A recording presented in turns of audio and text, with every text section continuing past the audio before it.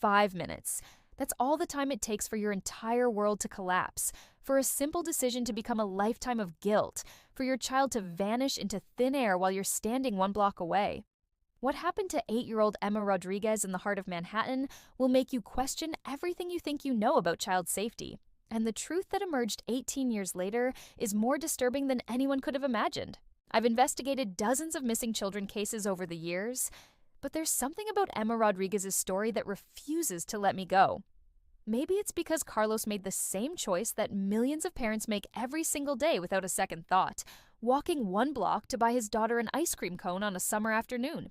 Maybe it's because what happened next could happen to anyone, in any crowded park, in any major city, at any moment when we convince ourselves that everything is safe because there are people around. Or maybe it's because the shocking revelation that finally solved this cold case 18 years later exposed a truth so complex and disturbing that it challenges everything we understand about child abduction cases and the predators who commit them. Washington Square Park in July 2003 was packed with families, street performers, and NYU students enjoying one of those perfect New York summer days, where the city feels alive and safe and full of possibility. Emma was 8 years old, playing on the swings while her father kept her in his peripheral vision, making that quick run to the ice cream cart he'd been to 100 times before. 5 minutes. That's all it took for Emma to become another face on a missing persons flyer, another statistic in the NYPD's catalog of vanished kids, another family destroyed by a nightmare that had just begun. The investigation that followed would consume years, destroy a marriage, generate hundreds of false leads, and eventually go cold like so many unsolved cases do when the trail runs out and hope fades into bitter acceptance. But in 2021, a genealogist working on an unrelated case stumbled onto a DNA match that made absolutely no sense, a connection that would finally answer the question that had haunted the Rodriguez family for 18 years. What happened to Emma? What investigators discovered wasn't just shocking, it was a revelation that changed how we understand these mysterious disappearances, and exposed a crime so methodically planned, yet so psychologically twisted that even seasoned NYPD detectives couldn't believe what they'd uncovered. This is the true crime story of how one woman's delusion became a family's 18-year nightmare, and how a little girl stolen from a Greenwich Village playground grew into an adult who had no idea her entire life was built on a lie. I've spent years studying missing children cases, but there's something about that summer afternoon in 2003 that still makes my stomach drop every time I review the file. Carlos Rodriguez made a decision that millions of parents make every single day. He walked 1 block down McDougal Street to buy his daughter an ice cream cone from a street vendor, keeping the playground in his line of sight the entire time. 5 minutes. That's all it took for Emma Rodriguez to become another statistic in New York's catalog of vanished kids. Another face on a milk carton that would haunt the city for nearly 2 decades. Washington Square Park was packed that July afternoon, buskers playing guitar near the fountain, NYU students sprawled on the grass, families scattered across the playground, the kind of crowded safety that makes you think nothing bad could possibly happen. But that's exactly when predators strike, when everyone assumes someone else is watching, when a child disappearance happens right under dozens of witnesses who saw everything and nothing at all. The moment Carlos returned with that vanilla cone melting in the summer heat, he knew something was catastrophically wrong. Emma wasn't on the swings where he'd left her, wasn't by the slide, wasn't hiding behind the climbing structure like she sometimes did when playing hide and seek. I've interviewed parents who've lived through this nightmare, and they all describe the same sensation. Time fragments, sounds become muffled, and your brain refuses to accept what your eyes are telling you. Carlos started calling her name. Quietly at first, then louder, then screaming until his voice cracked, and other parents started looking around with that expression of dawning horror. Within minutes, the playground transformed from a place of childhood joy into a crime scene, though none of us knew then that this true crime story would take 18 years to unravel. The ice cream cone lay melted in a sticky puddle on the hot concrete, a haunting symbol of innocence interrupted, of a father's 5-minute errand that became a lifetime of guilt. What happened in those critical first hours reveals everything wrong with how we handle child abduction cases in this country. The NYPD's 6th Precinct responded within 12 minutes. That's actually impressive by Manhattan standards, but the initial officers treated it as a likely runaway situation despite Emma being only 8 years old. I've seen this pattern repeat in countless cold cases I've investigated. Those crucial golden hours get wasted on assumptions, on checking if parents are divorced, on asking if the child had problems at home. By the time detectives from Manhattan Special Victims activated an Amber Alert, Emma had been missing for nearly 3 hours, and in abduction cases, statistics show us that's often the difference between recovery and tragedy. Witnesses reported seeing a woman in her late 30s with dark hair and sunglasses talking to Emma near the fountain, crouching down to her eye level the way predators do to build trust quickly. But descriptions were maddeningly vague. Was she white, maybe Hispanic, possibly Mediterranean? And security cameras in 2003 weren't the high-definition systems we have now, just grainy footage that showed shadows and shapes, but nothing investigators could actually use to find this vanished kid. The investigation that followed Emma's disappearance became a masterclass in how desperation can cloud judgment and how missing persons cases can spiral into chaos when leads contradict each other. Detective Sarah Chen from Manhattan SVU caught the case, and I've spoken with her extensively about those first weeks. She tells me it felt like chasing ghosts through a city of 8 million people, where everyone had a theory, but nobody had answers. The dark-haired woman became an obsession, with the NYPD processing over 300 tips in the first month alone, each one pulling investigators in different directions, while Emma's trail grew colder by the hour. They interviewed Mr. Softy vendors, street performers who worked the arch drug dealers who operated near the chess tables, even homeless individuals who slept on those iconic park benches. And every single interview produced the same frustrating result. Lots of people saw a little girl that day, but memories blurred together in the July humidity. What makes this one of those truly unsolved cases that haunts investigators is how the evidence seemed designed to mislead.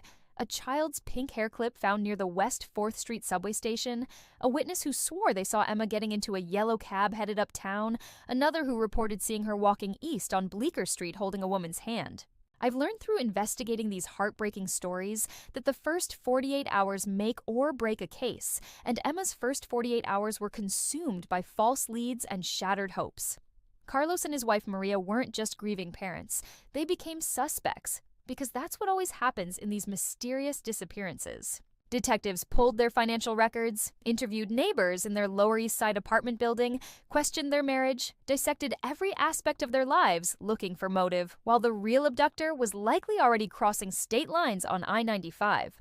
The FBI's Child Abduction Rapid Deployment Team got involved on day 3, bringing in behavioral analysts from Quantico who built a profile of the potential suspect, likely female, possibly experiencing a psychological break after losing her own child, someone who saw Emma and decided in that moment to fill a void in her own shattered life.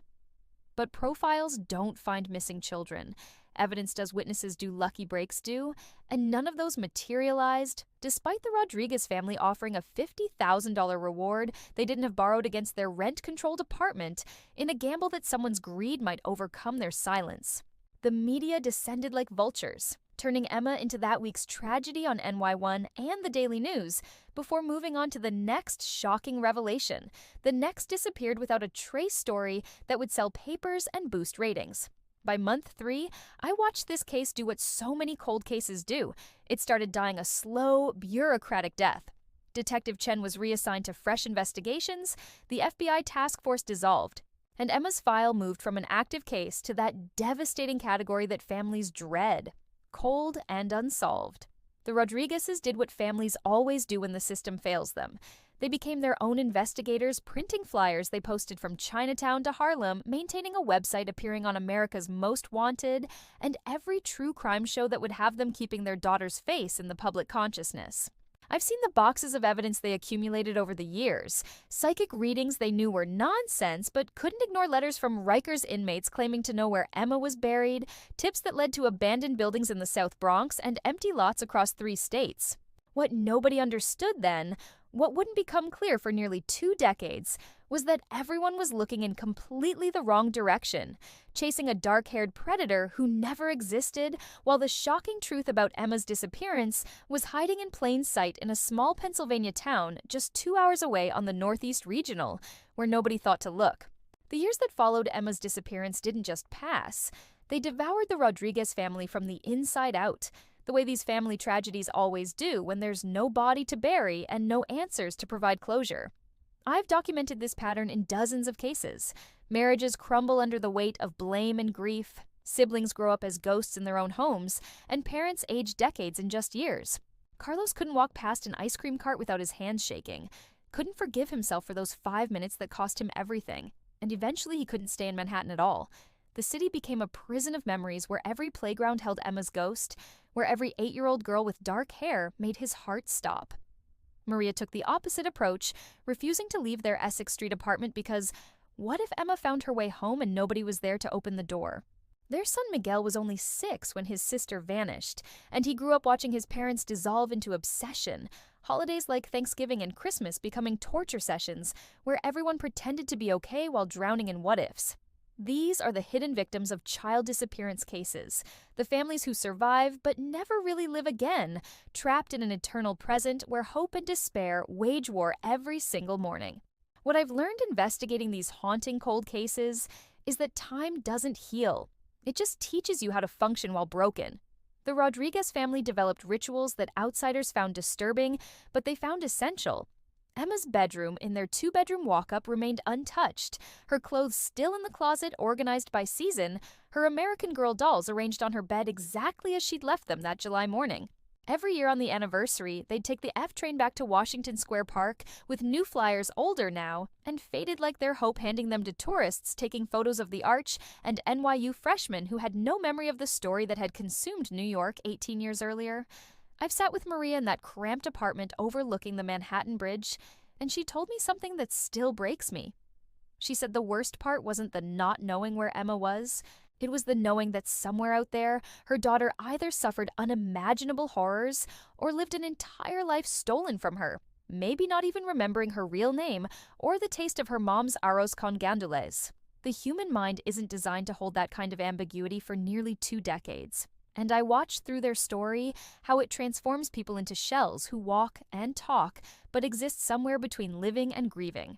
By 2020, Emma would have been 25 years old, and the case had become one of those dark storytelling examples that true crime enthusiasts discussed on Reddit threads, but law enforcement had essentially abandoned. Detective Chen had retired with her NYPD pension, the original case file had been digitized and stored in the department's database, and new detectives who inherited it treated it like every other decades-old unsolved mystery. Tragic, but unsolvable. A reminder that some vanished kids never come home and some questions never get answered. The Rodriguezes had aged into that heartbreaking category of parents who'd spent more years searching than they'd spent raising their child, their lives defined entirely by an absence, by a hole that nothing could fill. Maria told me she'd started having dreams where Emma appeared as an adult, passing her on Canal Street without recognition, living somewhere with a different name, and a manufactured past, completely unaware that somewhere in a Lower East Side apartment, a family was still lighting candles and saying prayers. These weren't comfort dreams. They were the mind's desperate attempt to create a narrative that made sense, because the alternative scenarios were too horrific to hold in your consciousness for 18 years. But then something happened in 2021 that nobody saw coming, a technological breakthrough that would finally crack this cold case wide open and reveal a truth so shocking that even I, after decades investigating these stories, couldn't have predicted what they found. I need you to understand something about DNA genealogy before I tell you what happened next, because this technology is revolutionizing how we solve cold cases and find missing persons in ways that seemed like science fiction just a decade ago.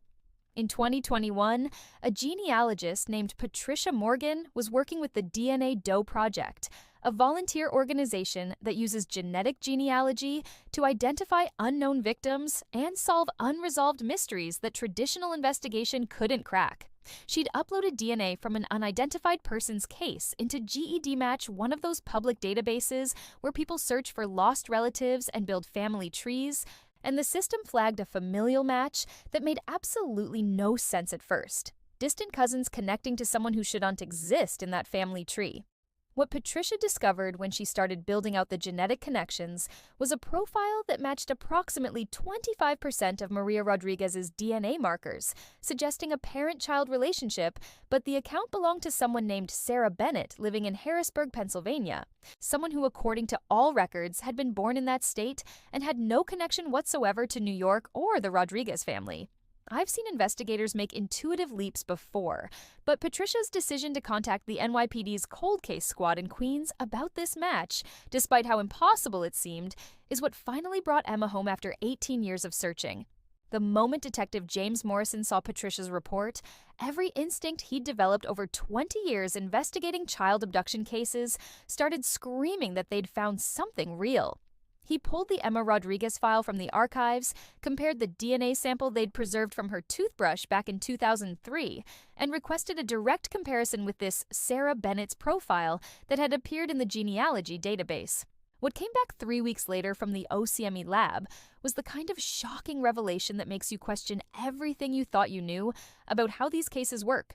It was a 99.9% match, meaning Sarah Bennett and Emma Rodriguez were the same person. But here's where this story gets truly disturbing, where it stops being a simple abduction case and becomes something far more complex. Sarah Bennett had lived her entire adult life believing she was exactly who her birth certificate said she was. Had memories of growing up in central Pennsylvania, had a mother named Dorothy Bennett who'd raised her as a single parent, had no idea that her entire existence was built on a lie.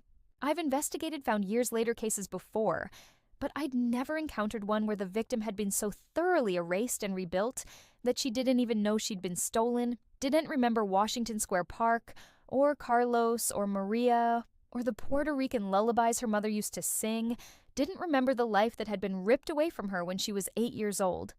The investigation that followed moved with the kind of urgency that the original case never had, because now they had a living victim and a suspect who'd somehow pulled off one of the most sophisticated child disappearances in New York history. Dorothy Bennett was arrested at her home in Harrisburg by Pennsylvania State Police working with the FBI, and what detectives found when they executed that search warrant told a story that explained everything and nothing at all. She wasn't some random predator who'd snatched a child from a playground. She was a former psychiatric nurse who'd worked at Bellevue Hospital and had lost her own daughter Sarah to leukemia in 2002, who'd suffered a complete psychological break that her therapists at NYU Langone had documented, but nobody had connected to Emma's disappearance a year later. In her home, investigators found journals detailing how she'd spent months watching families in Manhattan parks after her daughter died, how she'd convinced herself that God wanted her to save a child from neglectful parents, how she'd seen Carlos walk away that July day and interpreted it as divine intervention, a sign that Emma needed rescuing. The most chilling part, the detail that still makes my skin crawl, is how methodically she'd planned the identity swap. Forged Pennsylvania documents waiting in her Honda Civic. A complete backstory, prepared even a rental house in Harrisburg secured weeks before she ever approached Emma in that park. This wasn't an impulsive crime of passion.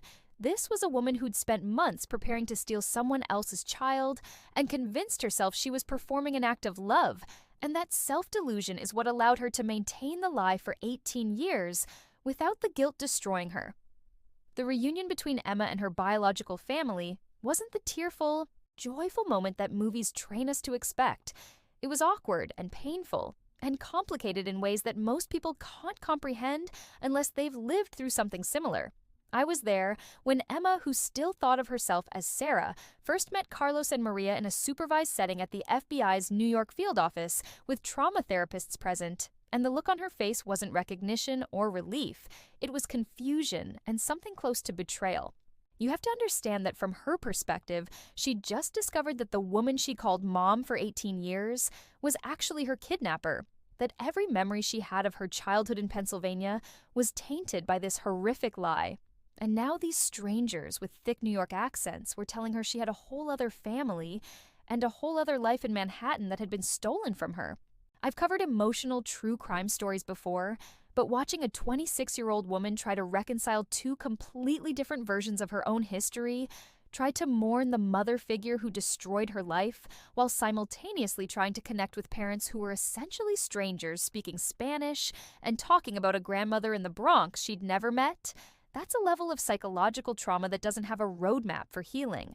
Carlos kept apologizing through tears, saying, "I should have never left you, Mija. I should have been watching," and Emma just sat there frozen, because how do you comfort a father you don't remember for a guilt he's carried for 18 years over a crime that wasn't his fault? What makes this case one of those truly shocking revelations that changes how we understand child abduction is what investigators learned about Dorothy Bennett's methodology and how many red flags the system missed. She'd homeschooled Emma, or Sarah as she'd renamed her, which meant no teachers in Pennsylvania ever questioned the discrepancy between the child's appearance and her documented birth records, never noticed that this girl didn't exist in any school system before 2003. She'd moved 3 times in the first 5 years, always to small central Pennsylvania towns like Lewistown and Carlisle, where nobody asked too many questions about a single mother and her quiet daughter starting over. The forged birth certificate she'd created using her deceased daughter's information was sophisticated enough to get Sarah a Pennsylvania driver's license admission to Harrisburg Area Community College, even a job at a local Target, all built on documents that shouldn't have existed, but somehow passed every verification system designed to catch exactly this kind of fraud. I've spoken with forensic psychologists at Columbia about Dorothy's case, and they've explained how she likely used a combination of manipulation and genuine affection to overwrite Emma's original memories. At 8 years old, a child's memory is malleable, especially when an authority figure consistently reinforces a new narrative and isolates them from anything that might trigger the old one. By the time Emma was 10 or 11, she probably had no clear recollection of her life in Manhattan, just vague fragments that didn't fit the story she'd been told, dismissed as confused dreams or the kind of imagination that children sometimes have. The legal proceedings that followed exposed just how broken our systems are when it comes to protecting children and prosecuting these kinds of crimes. Dorothy Bennett was charged in federal court in the Southern District of New York with kidnapping, custodial interference, and falsifying documents, facing up to 40 years in federal prison. But her defense team from the Federal Defender's Office argued that she'd suffered from a severe mental health crisis and genuinely believed she was saving Emma from neglect. The assistant U.S. attorney had to prove that despite her psychological break, she'd acted with enough premeditation and clarity to be held criminally responsible. And those journals, those detailed plans, that months-long surveillance of Greenwich Village playgrounds, that evidence became the foundation for a conviction that brought some measure of justice to the Rodriguez family. But here's what keeps me up at night about this case. What makes it different from other years later discovered stories I've investigated? Emma's life wasn't destroyed in the traditional sense. She'd been educated, cared for, never physically abused, raised by someone who genuinely loved her, even while committing an unforgivable crime. She has 2 families, now 2 names, 2 histories, and the impossible task of figuring out which version of herself is real. Whether she's the New York girl who loved playing at Washington Square, or the Pennsylvania girl who grew up thinking Harrisburg was home. Which memories to trust, and how to move forward when your entire foundation was built on someone else's delusion. The Rodriguez family got their daughter back, but she's not the 8-year-old who vanished from that playground. She's a stranger who shares their DNA, but not their memories. Doesn't know the taste of abuela's pastels, or remember family trips to Coney Island, and rebuilding that connection requires a kind of patience and grace that most people can't imagine sustaining. But somehow this family has found a way to try. When I close Emma's case file now, I don't feel the satisfaction that usually comes with solved cases. I feel something far more complicated, something that sits heavy in my chest and makes me think about all the missing children who never make it home and all the families still waiting for answers that may never come. Emma Rodriguez was one of the lucky ones, if you can even call it luck, when you discover at 26 that your entire existence was built on a kidnapping, that the woman you called mom stole you from a Manhattan playground, that somewhere in a Lower East Side apartment, parents grieved for you while you lived a completely different life in Pennsylvania without even knowing you'd been taken. This case should make all of us think differently about those 5 minutes we look away.